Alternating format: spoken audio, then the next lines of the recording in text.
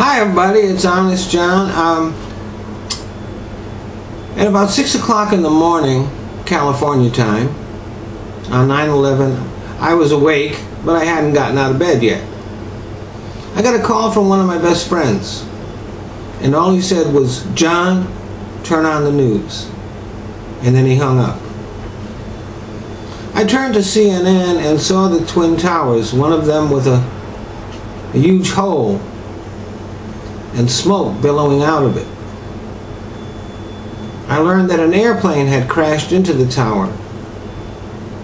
At that point, they didn't even know what kind of plane it was, but I remember thinking that that's something that really couldn't happen by accident. And just a few minutes later, I watched in shock and horror, as so many other Americans did, as another plane crashed into the other tower. And I knew that our country was under attack. Reports began to come in that a plane had crashed into the Pentagon, and we saw video of the Pentagon on fire. Another plane had crashed in a field in Pennsylvania.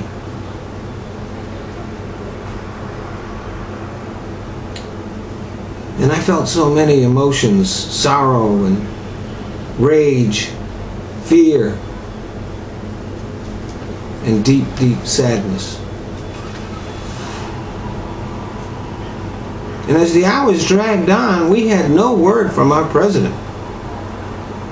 Even when we knew that the immediate crisis had passed, it was hours later when George Bush surfaced. Later, when I saw the clip of Bush in the classroom being told, "Mr. President, our country is under attack," I knew why.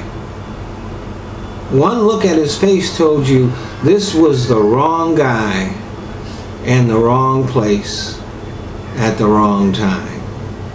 This was not somebody you could count on to handle a crisis. He was frozen in place, waiting for someone else to tell him what to do. The President of the United States. He would later call himself the decider. But at that time, he couldn't even decide to get up out of his chair and find out what was going on. This was why we didn't hear from him. His staff was not going to let him get in front of a camera until he had pulled himself together. And I guess that took a while. But he may have pulled himself together on the outside. He never did really pull himself together. Everything George Bush did after 9/11 turned into a disaster. But what was worse than what George Bush did was what we did to ourselves. Now, for a brief time, we came together and we stood united, but that passed way too quickly. And of course, there were people who tried to push their political agenda forward using 9/11. They still are. And there were people who saw a way to profit from 9/11. And there still are.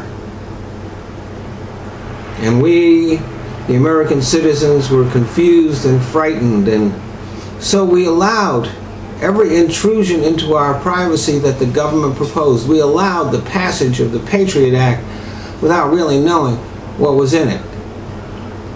We allowed ourselves to be lied into a war with Iraq, even though the lies were obvious.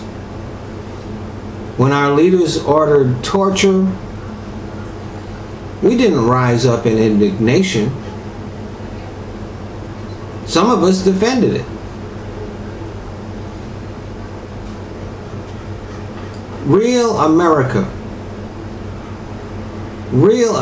would have demanded that those leaders be removed instantly. No waiting for the next election. No process. Take them out of the White House and throw them in jail. But we didn't do that. We became a country not much different from our enemies.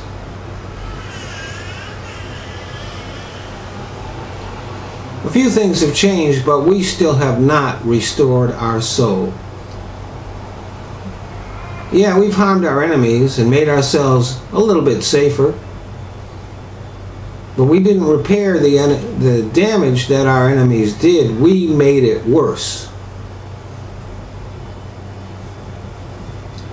In order to truly win the war on terror, we must return to the ideals and values that we believed in before 9/11. Thanks for listening.